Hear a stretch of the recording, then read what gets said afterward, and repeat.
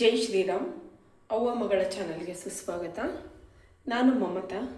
ನಾನಿವತ್ತು ಒಗ್ಗರಣೆ ಮಂಡಕ್ಕಿನ ಯಾವ ರೀತಿ ಮಾಡೋದು ಅಂತ ತೋರಿಸ್ಕೊಡ್ತಾ ಇದ್ದೀನಿ. ಇದಕ್ಕೆ ಒಗ್ಗರಣೆ ಮಂಡಕ್ಕಿ ಅಂತಲೂ ಕರೀತಾರೆ, ಮಂಡಕ್ಕಿ ಸೂಸ್ಲ ಅಂತ ಕರೀತಾರೆ, ತೋಯಿಸಿದ ಮಂಡಕ್ಕಿ ಅಂತ ಕರೀತಾರೆ, ಮಂಡಾಳು ಒಗ್ಗರಣೆ ಅಂತ ಕರೀತಾರೆ. ಹೀಗೆ ಬೇರೆ ಬೇರೆ ಹೆಸರುಗಳಿಂದ ಕರೀತಾರೆ. ಬನ್ನಿ ಅದನ್ನ ಯಾವ ರೀತಿ ಮಾಡೋದು ಅಂತ ನೋಡ್ಕೊಂಬರೋಣ. ಹಾಗೆ ಏನೆಲ್ಲ ಸಾಮಗ್ರಿಗಳು ಬೇಕು ಅಂತ ನೋಡೋಣ.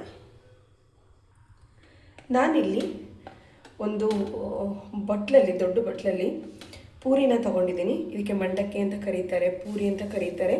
ಇದು ದಪ್ಪ ಪೂರಿ ಅಲ್ಲ, ಉತ್ತರ ಕರ್ನಾಟಕದ ಪೂರಿ. ಇದು ದಪ್ಪ ಪೂರಿ ಅಲ್ಲ. ಈ ಪೂರಿನ ತೊಗೊಂಡಿದ್ದೀನಿ. ಹಾಗೆ ಖಾರಕ್ಕೆ ಒಂದೆರಡು ಹಸಿರು ಮೆಣಸಿನ್ಕಾಯಿನ ಚಿಕ್ಕದಾಗಿ ಕಟ್ ಮಾಡಿ ಇಟ್ಕೊಂಡಿದ್ದೀನಿ. ನೀವು ಬೇಕಿದ್ರೆ ಉದ್ದಕ್ಕೆ ಸ್ಲೈಸಾಗಿ ಕಟ್ ಮಾಡ್ಬೋದು. ಹಾಗೆ ಒಂದು ಟೊಮೊಟೊನ ಕಟ್ ಮಾಡಿ ಇಟ್ಕೊಂಡಿದ್ದೀನಿ. ಹಾಗೆ 2 ಈರುಳ್ಳಿ ಕಟ್ ಮಾಡಿ ಇಟ್ಕೊಂಡಿದ್ದೀನಿ. ಸ್ವಲ್ಪ ಕೊತ್ತಂಬರಿ ಸೊಪ್ಪು, ಸ್ವಲ್ಪ ಕರಿಬೇವು,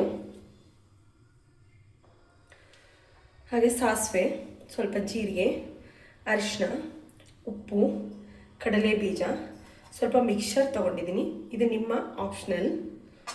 ಹಾಗೆ ಹುರಿಗಡಲೆ ಹಿಟ್ಟು.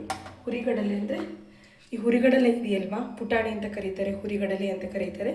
ಇದನ್ನು ನಾನು ಪೌಡ್ರ್ ಮಾಡಿ ಇಟ್ಕೊಂಡಿದ್ದೀನಿ. ಒಂದೆರಡು 2-3 ಟೇಬಲ್ ಸ್ಪೂನಷ್ಟು ಹುರಿಗಡಲೆನ ತೊಗೊಂಡು ಪೌಡ್ರ್ ಮಾಡಿ ಇಟ್ಕೊಂಡಿದ್ದೀನಿ. ಹಾಗೆ ಎಣ್ಣೆ. ಬನ್ನಿ ಯಾವ ರೀತಿ ಮಾಡೋಣ ಅಂತ ನೋಡೋಣ. ನಾನಿಲ್ಲಿ ಒಂದು ಬಾಣಲಿಯಲ್ಲಿ ನೀರು ಹಾಕಿಟ್ಕೊಂಡಿದ್ದೀನಿ. ಇದಕ್ಕೆ ಈ ಪೂರಿನ ಸೇರಿಸೋಣ. ಇದನ್ನು ಜಾಸ್ತಿ ಹೊತ್ತು ನೆನೆಯಲಿಕ್ಕೆ ಬಿಡಬಾರ್ದು. ಜಸ್ಟ್ ಸ್ವಲ್ಪ ನೀರಲ್ಲಿ ನೆನೆದ ತಕ್ಷಣ ಹಿಂಡ್ಕೊಂಡ್ಬಿಟ್ಟು ಎಲ್ಲ ಪೂರಿನೂ ತೆಕ್ಕೋಬೇಕು. ನೋಡಿ, ಹೀಗೆ ನೀರಲ್ಲಿ ಒಂದ್ಸರಿ ಚೆನ್ನಾಗಿ ಮಿಕ್ಸ್ ಮಾಡಿಬಿಟ್ಟು ಈ ಪೂರಿನ ಹಿಂಡ್ಕೊಂಡು ತಕ್ಕೋಬೇಕು. ಜಾಸ್ತಿ ಹೊತ್ತು ನೀರಲ್ಲಿ ಬಿಟ್ಟರೆ ಪೂರಿ ಮೆತ್ತಗಾಗ್ಬಿಡುತ್ತೆ. ಹಾಗಾಗಿ ಬೇಬಿ ಹೀಗೆ ನೀರಲ್ಲಿ ಹಾಕಿ ಹಿಂಡ್ಕೊಂಡು ತಕ್ಕೋಬೇಕು. ನೋಡಿ, ಎಲ್ಲ ಪೂರಿಗಳನ್ನು ಹಿಂಡ್ಕೊಂಡು ತಕ್ಕೋಬೇಕು.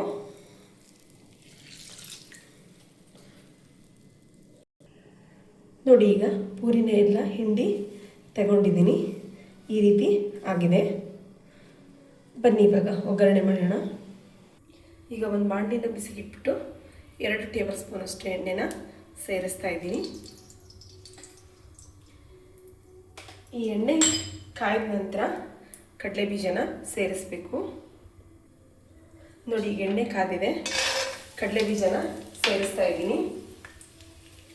ಈ ಕಡಲೆ ಬೀಜನ ಎಣ್ಣೆಯಲ್ಲಿ ಫ್ರೈ ಮಾಡಿ ತಕ್ಕೊಳ್ಳೋಣ.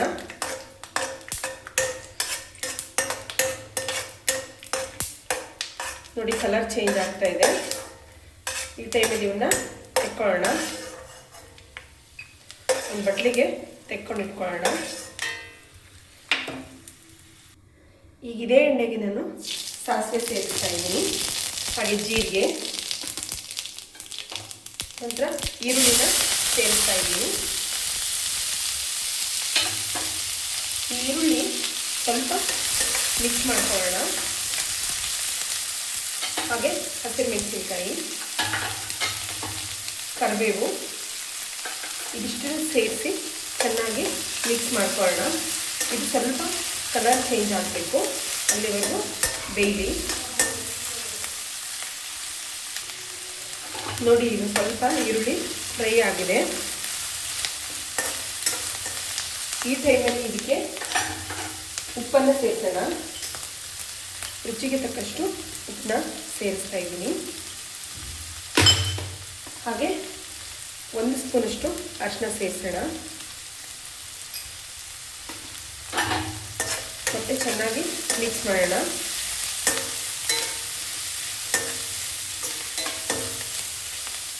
ಈಗ ಹೆಚ್ಚಿಟ್ಕೊಂಡಿರ್ತಕ್ಕಂಥ ಟೊಮೊಟೊನ ಸೇರಿಸ್ತಾ ಇದ್ದೀನಿ. ಈ ಟೊಮೊಟೊ ಜಾಸ್ತಿ ಸಾಫ್ಟಾಗಿ ಬೇಯಬಾರ್ದು. ಮಧ್ಯ ಮಧ್ಯದಲ್ಲಿ ಸಿಗ್ತಾ ಇದ್ದರೆ ಮಂಡಕ್ಕಿ ಜೊತೆಗೆ ತುಂಬ ಚೆನ್ನಾಗಿರುತ್ತೆ. ಹಾಗಾಗಿ ಟೊಮೊಟೊ ಜಾಸ್ತಿ ಸಾಫ್ಟ್ ಆಗೋವರೆಗೂ ಬೇಯಿಸಬಾರ್ದು. ಸ್ವಲ್ಪ ಬೆಂದರೆ ಸಾಕು.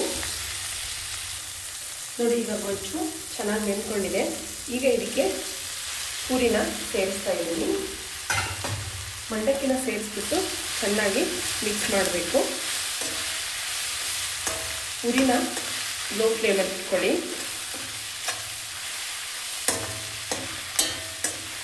ನೋಡಿ ಚೆನ್ನಾಗಿ ಮಿಕ್ಸ್ ಮಾಡಬೇಕು.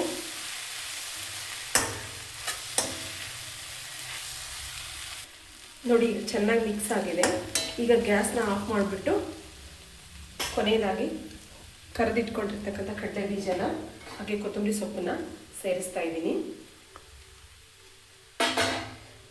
ಇದೆಲ್ಲವನ್ನು ಚೆನ್ನಾಗಿ ಮತ್ತೆ ಮಿಕ್ಸ್ ಮಾಡ್ಕೊಳ್ಳೋಣ.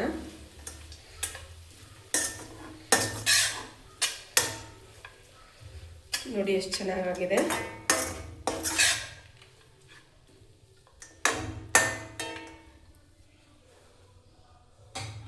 ನೋಡಿ ಬಿಸಿ ಬಿಸಿಯಾಗಿರ್ತಕ್ಕಂಥ ಒಗ್ಗರಣೆ ಮಂಡಕ್ಕಿ ರೆಡಿಯಾಗಿದೆ. ಈಗ ಕೊನೆಯದಾಗಿ ಕಡಲೆ ಹಿಟ್ಟನ್ನು ಸೇರಿಸೋಣ.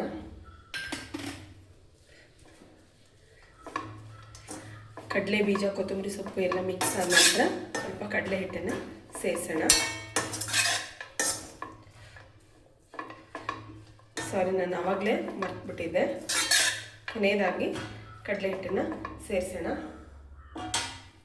ನೋಡಿ ಬಿಸಿ ಬಿಸಿಯಾಗಿರ್ತಕ್ಕಂಥ ಒಗ್ಗರಣೆ ಮಂಡಕ್ಕಿ ರೆಡಿಯಾಗಿದೆ. ಬನ್ನಿ ಟೇಸ್ಟ್ ಯಾವ ರೀತಿ ಇದೆ ಅಂತ ನೋಡೋಣ. ಮೇಲ್ಗಡೆಗೆ ಸ್ವಲ್ಪ ಮಿಕ್ಸರ್ನ ಸೇರಿಸೋಣ. ನೋಡಿ ಬಿಸಿ ಬಿಸಿಯಾಗಿರ್ತಕ್ಕಂಥ ಒಗ್ಗರಣೆ ಮಂಡಕ್ಕಿ ರೆಡಿಯಾಗಿದೆ. ಇದಕ್ಕೆ ಮಂಡಕ್ಕಿ ಸೂಸ್ಲ ಅಂತ ಕರೀತಾರೆ, ಒಗ್ಗರಣೆ ಮಂಡಕ್ಕಿ ಅಂತ ಕರೀತಾರೆ, ಮಂಡಾಳು ಸೂಸ್ಲ ಅಂತ ಕರೀತಾರೆ, ನೆನೆಸಿದ ಮಂಡಕ್ಕಿ ಅಂತ ಕರೀತಾರೆ. ಹೀಗೆ ಬೇರೆ ಬೇರೆ ಹೆಸರುಗಳಿಂದ ಕರೀತಾರೆ. ಬನ್ನಿ ಟೇಸ್ಟ್ ನೋಡೋಣ. ನೋಡಿ ಮಂಡಕ್ಕಿ ಒಗ್ಗರಣೆ ರೆಡಿಯಾಗಿದೆ. ಬನ್ನಿ ಟೇಸ್ಟ್ ಯಾವ ರೀತಿ ಇದೆ ಅಂತ ನೋಡೋಣ.